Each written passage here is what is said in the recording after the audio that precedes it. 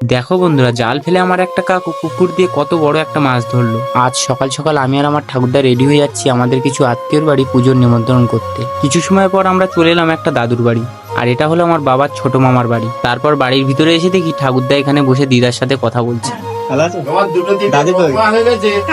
এদিকে দেখো আমার একটা ছোট্ট বুনু মুরগিকে কত সুন্দর করে ঘুম পাড়াচ্ছে। এটা হলো আমার বড় কাকুর মেয়ে। আজ এই দাদুদের পুকুর ছেঁচা হচ্ছে, তাই বড় কাকু ছোট কাকু দুজনেই পুকুরে মাছ ধরছে। আর এখানে পুকুরটা কত সুন্দর লাগছে, তাই না? এদিকে আমি আর ঠাকুরদা পুকুরের ঘাটেই বসে বসে মাছ ধরা দেখছি। তারপর ঘাটের পাশে এসে কাকু জাল ফেলতেই দেখো কত বড় একটা মাছ জালে ধরা পড়েছে। আর তোমরা কমেন্টে জানিও বন্ধুরা, এটা কি মাছ।